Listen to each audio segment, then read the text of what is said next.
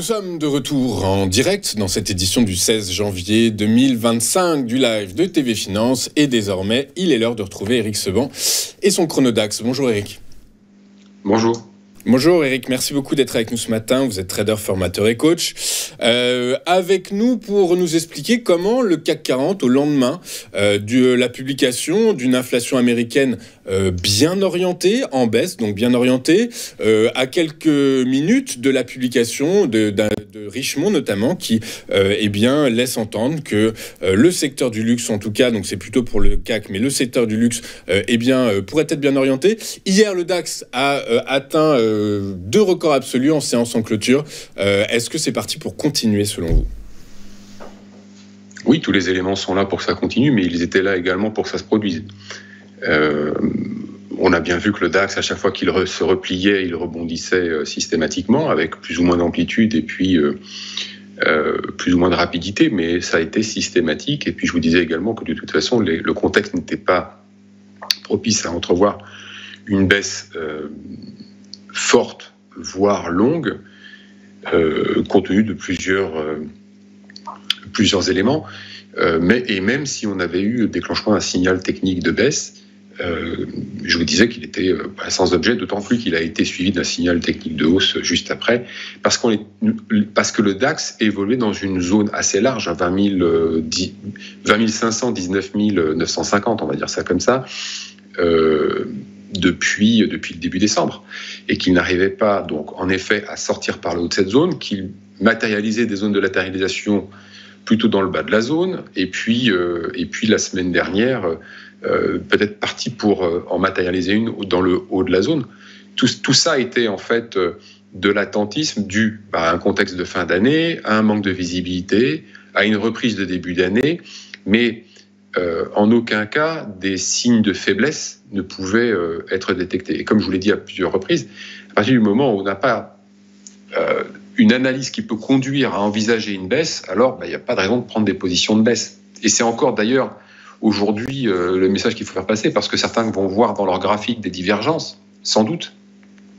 Et il ne faut pas céder à la tentation de se dire le DAX a trop monté et maintenant ça y est, il n'y a pas d'éléments pour envisager le carburant d'une hausse plus importante, donc on peut vendre à découvert et puis ça va baisser. Non, il faut pas le faire. Il faut pas le faire parce qu'il n'y a pas déjà de signal technique, il n'y a pas de signal chartiste, et que de toute façon, même si vous avez des signaux techniques, même de divergence, si ce sont vos stratégies, ça ne va pas vous donner un résultat garanti parce que le contexte n'est pas là.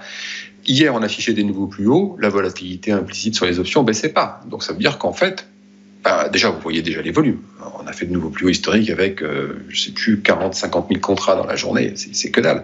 Donc, il n'y a toujours pas de retour des volumes, il n'y a toujours pas de retour d'intérêt, il n'y a toujours pas de visibilité. Donc, il n'y a de toute façon pas d'action de la part des gérants. Les mêmes gérants, voyant le DAX monter, de toute façon, pour eux, ça ne les dérange pas. Hein. La performance se fait toute seule, sans avoir besoin d'agir. La seule chose qu'il y a lieu de faire, c'est de continuer de se protéger. Et le fait d'observer une volatilité implicite qui ne baisse pas alors qu'on fait de nouveaux plus hauts, ça montre qu'en fait, il y a une certaine méfiance qui est toujours là, mais qui est là depuis des mois. Je ne sais même pas si ça ne fait pas un an au moins, minimum. Donc, le contexte de fond, lui, il est le même. Il n'y a pas de nouveau. Sur le plan de chartis, sur le plan technique, il n'y a pas d'indication nouvelle depuis une semaine. La semaine dernière, on était dans le haut de la zone. On s'est replié. J'attendais un repli plus important jusqu'au bas de la zone. Puis finalement, on s'est arrêté à mi-chemin, c'est-à-dire sur le haut de la zone de latéralisation qu'il avait mis en place. Et puis tout de suite, on a eu le pullback. Donc on n'a pas été chercher le bas du niveau. Pullback et puis extension haussière hier. Alors modeste, encore que, c'était jusqu'à ce matin, on était à 300 points. Puis là, je le vois se replier de façon un peu plus sensible. Mais enfin bon. Est-ce que l'on va monter fort ? Non. Est-ce qu'on va baisser fort ? Non. Je pense qu'on va continuer de monter en crabe comme on l'a fait, essentiellement drivé par des contraintes techniques, ceux qui ont pris des positions à la baisse, ceux qui sont structurellement vendeurs comme des vendeurs d'options de hausse. Je ne sais pas si ça c'est très clair, mais enfin bon, on pourrait revenir dessus une autre fois. Vous avez des gens qui sont obligés d'acheter, qui achètent par contrainte, mais vous n'avez pas de vendeurs des vendeurs à découvert. Voilà. Les vendeurs que vous avez dans le marché sont des gens qui prennent des bénéfices, partiellement, en totalité, peu importe, mais ce ne sont pas des prises de position de vente à découvert parce qu'il y a de très bonnes probabilités de voir le DAX baisser. On n'est pas dans ce contexte du tout. C'est toujours technique, un marché finalement sans acheteurs mais sans vendeurs en fait en réalité par la force des choses. C'est un mouvement, c'est une forme d'inertie haussière finalement très naturelle. Oui, technique. C'est pas de l'intérêt. Il n'y a pas d'intérêt acheteur en se disant voilà c'est super parti, on y va et l'économie tout est nickel et ça va forcément monter. Non, c'est vraiment pas ça que les investisseurs ont dans la tête. Au contraire, ils attendent des informations et essentiellement, comme vous venez de le dire, ça monte, mais pas sur la conviction, sur l'obligation d'acheter. Je sais que ça peut paraître bizarre d'être obligé d'acheter, mais quand vous faites certains métiers, vous êtes obligé d'acheter pour protéger des positions qui ont un risque qui est potentiellement illimité. C'est essentiellement la vente d'options de hausse. Quand ça monte, celui qui a vendu est obligé de se protéger. Donc, il est obligé d'acheter le sous-jacent pour fermer son risque. C'est mécanique, c'est fait par des algos. De toute façon, la volatilité intraday, cette fois, non pas sur les options, mais la volatilité intraday, montre bien qu'il n'y a pas d'activité. On est encore au début de l'année. Hein. Les investisseurs ne sont pas revenus.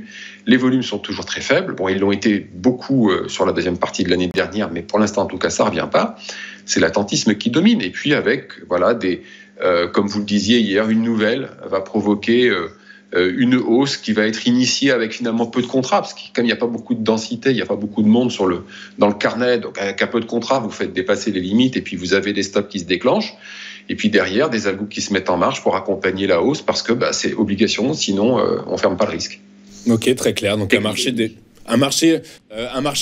sous-jacent, un marché de produits dérivés finalement par la force de produits dérivés, essentiellement de produits dérivés avec les obligations de fer qui vont avec les produits dérivés.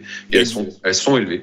Exactement, donc c'est tout à fait finalement tout à fait technique, très technique même pour le coup par la force des choses, mais en tout cas voilà, ça c'est ce qui permet au DAX d'atteindre des records. Hein, finalement, c'est quand même assez hallucinant que sans aucune conviction fondamentale, l'indice phare allemand navigue sur des plus hauts absolus.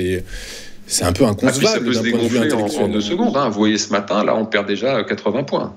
Donc ça va très vite sur les contrats futurs. Dès que vous avez peu de monde dans le carnet, il n'y a pas de contrepartie, ça repart dans l'autre sens. C'est spéculatif. C'est tout.